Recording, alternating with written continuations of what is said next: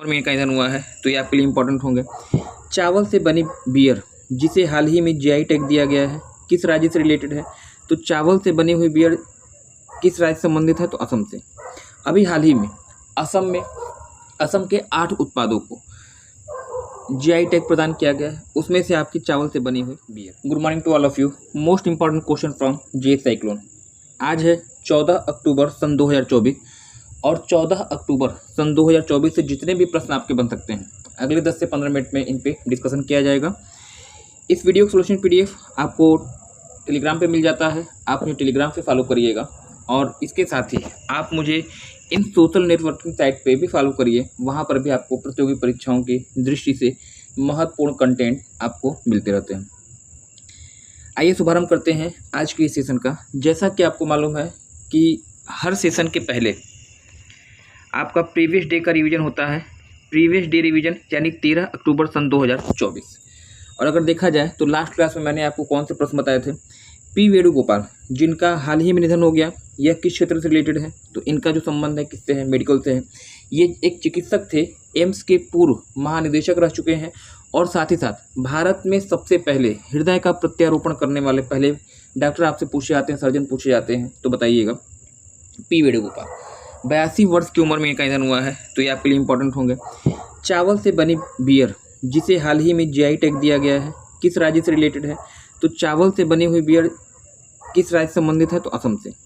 अभी हाल ही में असम के 8 उत्पादों को जीआई टैग प्रदान किया गया है, उसमें से आपकी चावल से बनी हुई बियर है।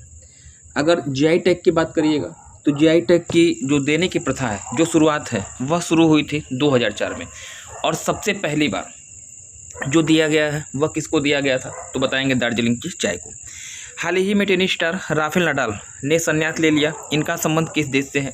तो स्पेन के रहने वाले राफेल नडाल, जिनको कि फ्रेंच ओपन के मसीहा इनको माना जाता है, या कहिएगा जो लाल मिट्टी या बजरी के जो है ये विश्व विजेता खिलाड़ी है। इन्होंने हाल ही में जो है ले लिया था संन्यास। तो स्पेन के होंगे। आंद्रे इनिएस्टा जिनका संबंध स्पेन से है, किस खेल से रिलेटेड है? तो आंद्रे इनिएस्टा का संबंध जो है स्पेन से होगा और ये जो है फुटबॉलर है। निम्नलिखित में से किसे नेस्ले इंडिया का प्रबंध निदेशक नियुक्त किया गया है? तो मनीष तिवारी इसका सही उत्तर आपका हो जाएगा। और उस्ताद अलाउद्दीन खान महोत्सव की अगर बात करिएगा, इसका आयोजन कहाँ पे किया गया? तो ये बता दीजिएगा, मध्य प्रदेश से। इसके बाद मैंने आपको बताया था यहाँ पे कौन सा खिलाड़ी अंतर्राष्ट्रीय मास्टर्स लीग में भारत का प्रतिनिधित्व करेगा, रिप्रेजेंटेटिव कौन होगा?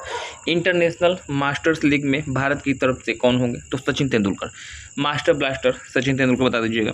संकल्प पहल किससे रिलेटेड है? तो संकल्प पहल जो है मादक पदार्थों के तस्करी को रोकने से संबंधित है और ये किस राज्य से संबंधित है? हिमाचल आपका हो जाएगा इसका राइट आंसर। किस पूर्व क्रिकेटर को श्रीलंका की राष्ट्रीय क्रिकेट टीम का मुख्य कोच नियुक्त किया गया है? तो सनत जयसूर्या, बता दीजिएगा। वहीं अगर बात कर ले राहुल द्रविड़ के बारे में, तो राहुल द्रविड़ जो है राजस्थान रॉयल के कोच नियुक्त किए गए हैं और जो भारत ने T20 वर्ल्ड कप जीता था उस टीम की कोच भी आपके राहुल द्रविड़ थे। अगर गौतम गंभीर की बात करिएगा तो गौतम गंभीर जो है भारत की राष्ट्रीय क्रिकेट टीम के कोच आपके होंगे। देखिए, महिला हॉकी एशियाई चैंपियनशिप का आयोजन किस स्थान पर किया जाएगा? तो इसका उत्तर आपका हो जाएगा बिहार। किसे 2024 का नोबेल शांति पुरस्कार दिया गया है? तो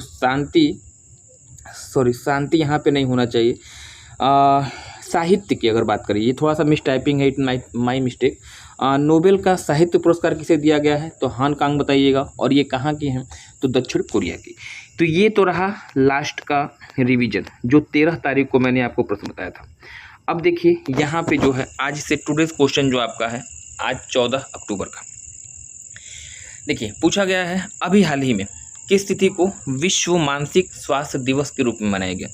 तो विश्व मानसिक स्वास्थ्य दिवस मनाया गया 10 अक्टूबर दिया है, 11 अक्टूबर दिया है, 12 अक्टूबर दिया है और 13 अक्टूबर दिया है। तो याद रखिएगा अभी हाल ही में जो है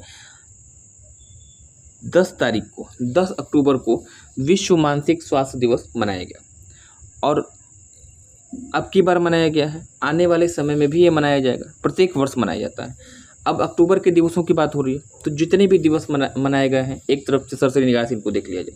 सबसे पहले आपका मनाया गया था 1 अक्टूबर को मनाया गया अंतर्राष्ट्रीय वृद्धजन दिवस। 2 अक्टूबर को गांधी जयंती एवं अंतर्राष्ट्रीय अहिंसा दिवस मनाया गया। 3 अक्टूबर की बात करिएगा, जर्मन एकता दिवस मनाया गया। 4 अक्टूबर को विश्व पशु दिवस के रूप में मनाया गया। वहीं अगर 5 अक्टूबर की बात करिएगा तो 5 अक्टूबर को मनाया गया था आपका विश्व शिक्षक दिवस। 7 अक्टूबर विश्व कपास दिवस के रूप में मनाया गया। 8 अक्टूबर आपका वायुसेना दिवस के रूप में मनाया गया। और वहीं अगर 9 अक्टूबर की बात करिएगा तो 9 अक्टूबर को जो है आपका 9 अक्टूबर को आपका एक दिवस था, मुझे इस समय ध्यान नहीं आ रहा है, आप मुझे कमेंट सेक्शन में कमेंट कर दीजिएगा। 8 अक्टूबर को आपका वायुसेना दिवस और 9 अक्टूबर को कौन सा दिवस है कमेंट करके आप मुझे बताएंगे। तो ये आपके दिवस हो गए इस महीने जो अब तक मनाए जा चुके हैं, है ना। चलिए इसके बाद अगला प्रश्न जो आपका है, पूछा गया कि अभी हाल ही में किसे जम्मू कश्मीर का नया मुख्यमंत्री नियुक्त किया गया। तो जम्मू कश्मीर का नया मुख्यमंत्री किसे बनाया गया है, तो ये हैं आपके उमर अब्दुल्ला और इन्हें हाल ही में जम्मू कश्मीर केंद्र शासित प्रदेश का नया मुख्यमंत्री नियुक्त किया गया है। फारूक अब्दुल्ला यहाँ के पूर्व सीएम रह चुके हैं, उनके ये पुत्र हैं। और जम्मू कश्मीर की बात करिएगा तो देश का दूसरा सबसे बड़ा, क्षेत्रफल के आधार पर दूसरा सबसे बड़ा केंद्र शासित प्रदेश है। श्रीनगर यहाँ की राजधानी है। और अगर आप लोग थोड़ा सा पीछे जाइए तो 2019 के पहले लद्दाख और जम्मू कश्मीर दोनों कंबाइंड थे, एक राज्य के रूप में थे। आर्टिकल 370 के अंतर्गत जम्मू कश्मीर को एक विशिष्ट राज्य का दर्जा दिया जाता है। बाद में 2 नए केंद्र शासित प्रदेश बनते हैं, जिसके परिणाम स्वरूप जो है भारत में कुल केंद्र शासित प्रदेशों की संख्या 8 हो जाती है, 9 हो जाती है और राज्य आपके 8 हो जाते हैं, चलिएगा 28 हो जाते हैं। अगला जो प्रश्न आपका होगा यहाँ पे, अगला दिया गया यहाँ पे, हाल ही में कौन सा राज्य महिला उद्यमिता मंच WEP का एक अध्याय पाने वाले देश का पहला राज्य बना है। WEP महिला उद्यमिता मंच का पहला अध्याय पाने वाला देश का पहला राज्य कौन बना है, तो राजस्थान आपको दिया है, गुजरात, उत्तर प्रदेश या फिर तेलंगाना। इस प्रश्न का जो राइट आंसर होगा यहाँ पे ऑप्शन होगा D, Telangana is the right answer. 2 जून सन 2014 को आंध्र प्रदेश के पठारी जिलों को अलग किया गया और 29वें राज्य के रूप में तेलंगाना का निर्माण किया गया था। दूसरी चीज़ आप याद रखिएगा कि तेलंगाना की राजधानी हैदराबाद है। और अगर आप बात करिएगा, तेलंगाना वह राज्य है जिसने हाल ही में 17 सितंबर को विश्व या ऐसे कहिएगा प्रजापालन दिवस के रूप में मनाए जाने का निर्णय लिया है। तो ये भी आपके लिए इंपॉर्टेंट होने जा रहा है। नेक्स्ट अगला प्रश्न देखिए, 38वें राष्ट्रीय खेलों का आयोजन किस स्थान पर किया जाएगा।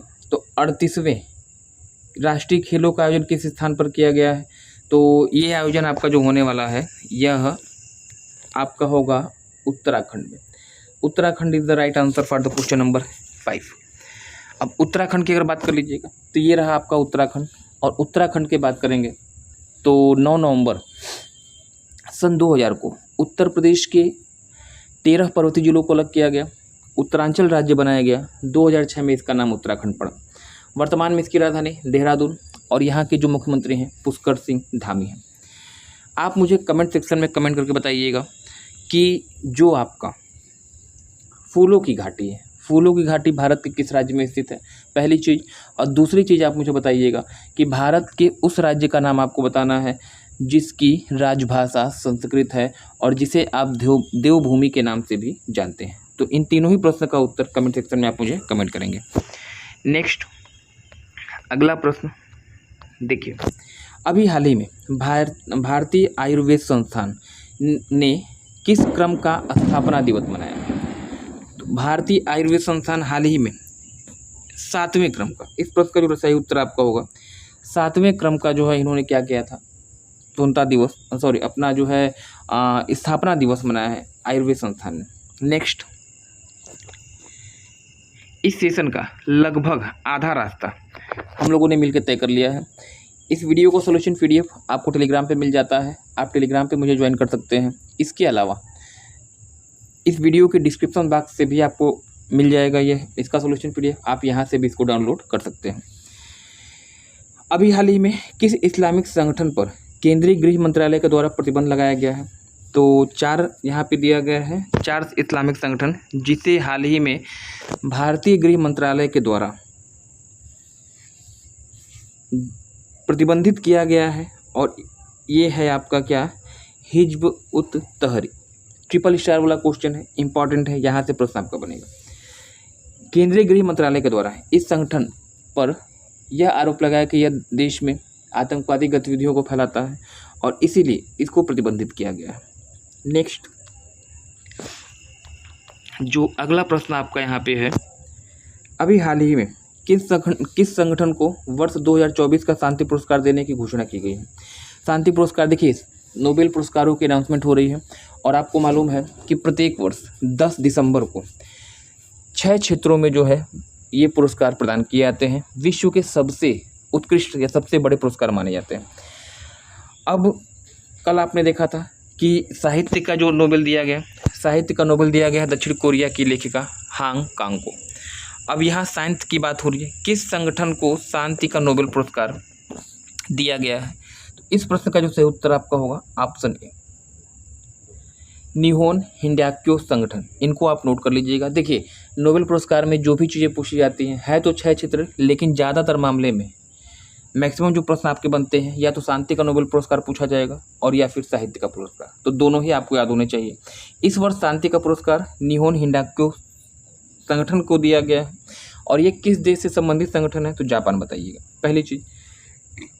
अब ये जो संगठन है, यह जो संगठन है जो हिरोशिमा और नागासाकी परमाणु बम जो लोग प्रभावित हुए थे उनकी सहायता के लिए फेमस है। और यही कारण है कि देखिए जापान को आप उगते हुए सूर्य का देश भी कहते हैं, ज्वालामुखियों का देश भी कहते हैं और निप्पन अथवा निहोन के नाम से भी जापान को जाना जाता है।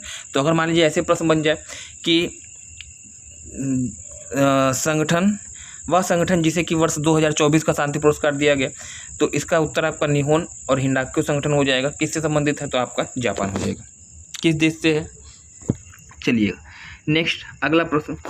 अभी हाल ही में किसने विश्व की सभी 8000 मीटर से अधिक ऊंचाई वाली चोटियों पर चढ़ने वाले सबसे कम उम्र के व्यक्ति बने। उस व्यक्ति का नाम बताना है जिसने हाल ही में 8000 से अधिक ऊंचाई वाली पर्वत चोटियों पर चढ़ाई की व्यक्ति बने, सबसे कम उम्र के बने हैं। तो इनका जो उत्तर होगा ये है आपके नीमा रिंजी शेरपा और इनका संबंध नेपाल से है। और जितनी भी ऐसी पर्वत चोटियाँ जिनकी हाइट 8 किलोमीटर से ऊंची है उन सभी पे ये चढ़ाई किए हैं और इनकी उम्र कितनी है, तो 18 वर्ष। तो परीक्षा की दृष्टि से इंपॉर्टेंट होने जा रहा है। विश्व की सबसे ऊंची पर्वत चोटी माउंट एवरेस्ट नेपाल और तिब्बत की सीमा पर है 8848। आप मुझे कमेंट सेक्शन में कमेंट करके बताइएगा भारतवर्ष की सबसे ऊंची पर्वत चोटी का नाम आपको बताना है, उसकी हाइट आपको बताना है और उसकी लोकेशन बताना है, किस पर्वत पे है आपको यह भी बताना है। फिर से सुनिए, भारत की सबसे ऊंची पर्वत चोटी कहाँ पर है, लोकेशन बताइए, उस पर्वत चोटी का नाम बताइए, उस पर्वत चोटी की ऊंचाई बताइए और उस पर्वत चोटी की मतलब किस पर्वत पे स्थित है वो आपको बताना है। चलिए नेक्स्ट अगला प्रश्न आपका है, अभी हाल ही में केंद्र सरकार के द्वारा किस राज्य में राष्ट्रीय समुद्री विरासत परिसर को मंजूरी प्रदान की गई।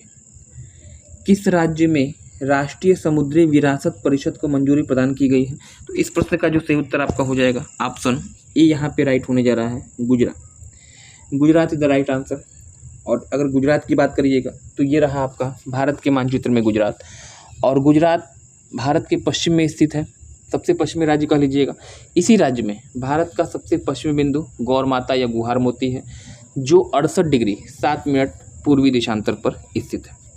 राजधानी गांधीनगर अहमदाबाद साबर नदी किनारे पर स्थित है जिसे आप भारत का मैनचेस्टर भी कहते हैं। तो इतनी बात आपकी गुजरात के लिए हो गई। नेक्स्ट देखिए प्रीवियस डे का क्वेश्चन, ये पहले जो लास्ट क्लास में मैंने आपसे प्रश्न पूछा था, चर्चा में रही हमसफ़र नीति का शुभारंभ किसके द्वारा किया गया।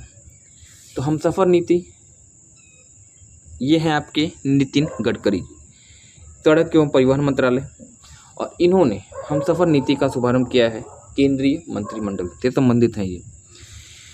तो ये रहा आपका previous day question of the day. आज के लिए जो आपका प्रश्न होगा और इस सेशन का जो यह उत्तर है, प्रश्न है क्वेश्चन ऑफ द डे, निम्नलिखित में से किसे जर्मनी में भारत का राजदूत नियुक्त किया गया है, एम्बेसडर नियुक्त किया गया है? कौन जर्मनी में भारत का ब्रांड एम्बेसडर नियुक्त किया गया है, राजदूत बनाया गया है? तो अजित विनायक गुप्ते, विनायक सबरवाल, आशीष चतुर्वेदी या फिर विनायक महाम्बरे। इस प्रश्न का उत्तर आप कमेंट सेक्शन में कमेंट करके मुझे आप बताइएगा। इस वीडियो को अधिक से अधिक शेयर करिए। यह वीडियो उस विद्यार्थी तक पहुंचना चाहिए जिसे इसकी सबसे अधिक ज़रूरत है। तो आज के लिए फिलहाल इतना ही, मिलते हैं नेक्स्ट क्लास में। धन्यवाद, थैंक्स फॉर ज्वाइनिंग मी।